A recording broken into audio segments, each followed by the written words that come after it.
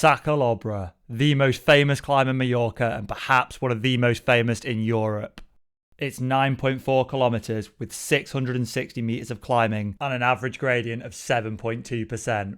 Over 150,000 people have attempted it on Strava, and today I'm going to be adding one to that list to see just how fast I can climb it. The current fastest time is 22 minutes and 46 seconds, held by no other than Tom Pidcock.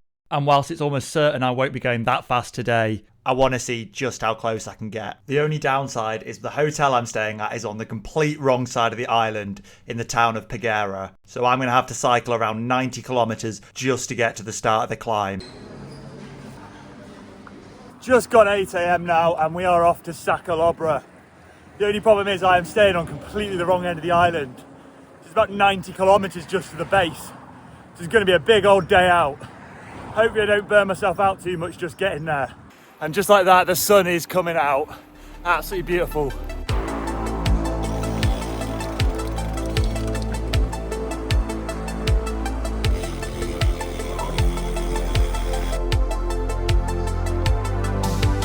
First climb in the bag. Let's get down and then truck away on the flat. Unexpected climb up over this bridge.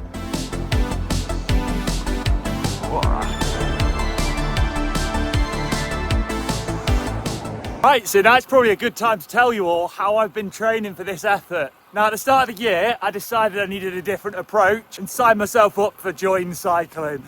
And I've been pretty religiously following it ever since. One thing I really like about the Rides join sets is often on an intensity day, all I would have done in the past was just smash some intervals and call it a day. Whereas actually what they tend to do is give you a bit of endurance to start with, you do a couple of intervals, then you carry on with your endurance ride. By mixing that up, it's made getting the volume far easier. It's been a real success.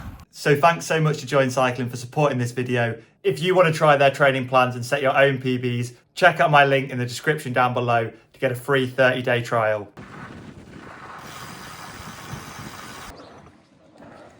Cafe stop done. Rolling out to the top of Sa Calobra now. Then I'm going to descend down to the port and ride back up again.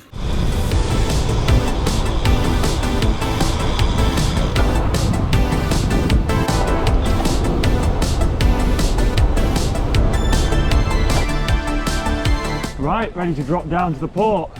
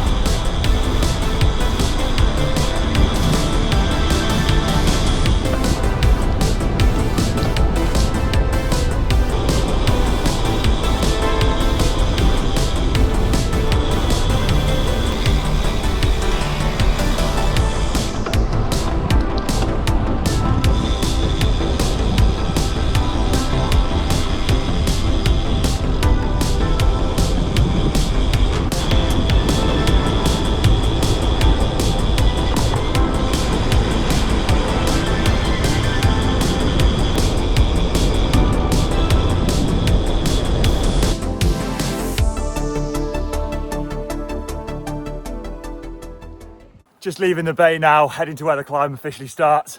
And then it's just going to be half an hour of pain.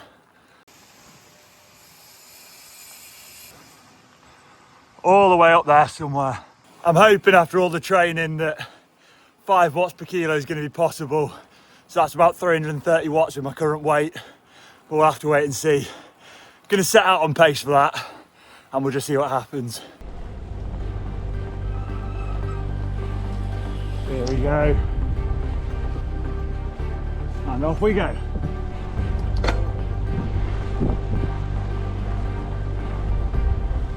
The plan was to hold around 5 watts per kilo for the whole climb, which at my weight is around 330 watts. The gradient is pretty steady the whole way up, but as always on a hill climb effort, I'm pushing slightly harder when the road gets steeper and backing off the power a bit when the gradient eases. Now for one of the most iconic moments of the climb, where you go through this really narrow cutting in the rock. Unfortunately, the surface isn't great at the minute, and actually you do need to be a bit careful with the lines you're picking.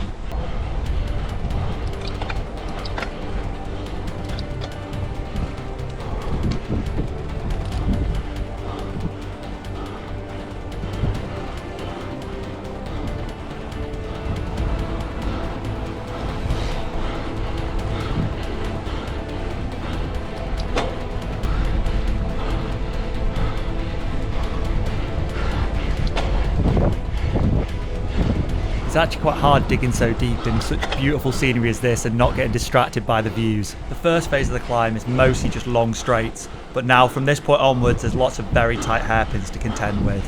My legs were really starting to feel it now, and you can see my heart rate's really high, but I knew my fitness was really good at the minute and I just had to keep holding pace.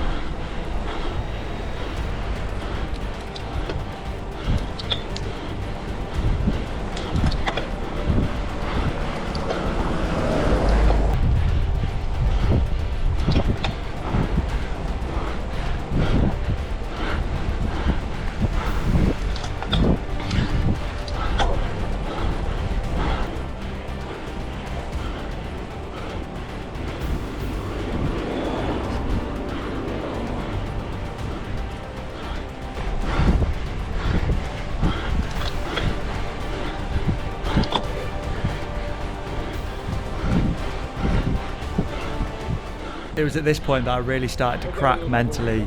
You can see my power's dropping a little bit, but I just needed to dig deep and get back focused. I got the power back up over 300 watts, ready to tackle the final set of hairpins.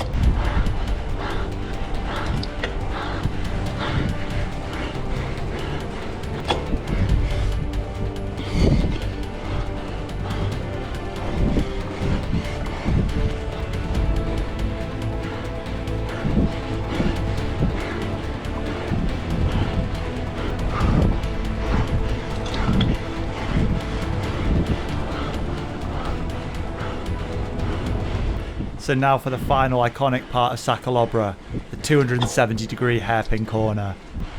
The road loops round on itself and back over a bridge above where you've just been, and that's a sign that you've almost done it. You've got less than a kilometre to go, and it's just time to dig deep up to the top.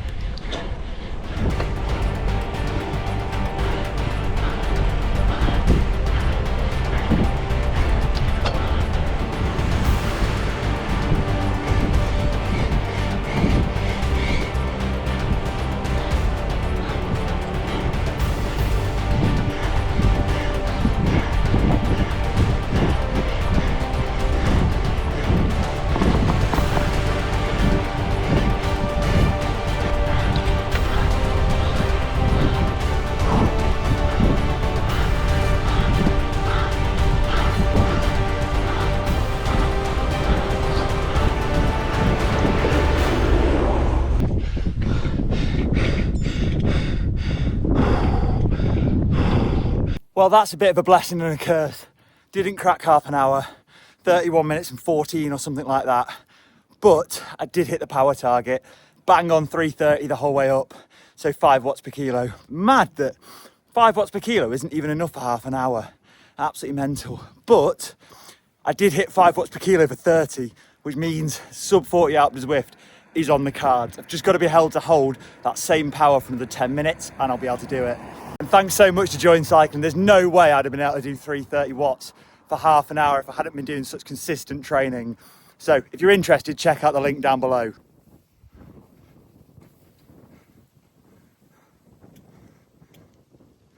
It's crazy when my Garmin beat with about 2.5k to go saying Pidcock was already finished. That's just insane how fast he was. It's like about K in and he'd already got 300 metres on me. He must have been doing at least 6.5, 7. It's pretty mad really, considering he's not a pure climber. I guess hitting a power target means I am allowed to blame it on the bike. This track is really heavy. I think it was 8.8 with my pedals on, which considering it's a £5 race bike, not the one. I'll have to bring my hill climb bike out here one day to give it a crack. Funny I should mention that, but I have actually booked flights back out to Mallorca at Easter, and this time I'm bringing my own bike. So get subscribed and let me know in the comments down below if you think I'll get under half an hour next time, and if you have any tips on how I could optimise my setup to best achieve it. I am absolutely loving this. The beautiful sunset, beautiful sunny evening. Vibes are impeccable.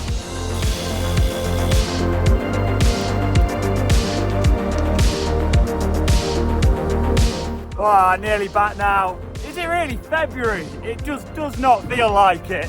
This weather is absolutely beautiful. What a day that's been. 180 kilometres with 3,500 metres of climbing. Hit around 4,500 kilojoules as well. Absolutely loving it. I think it's time for a beer.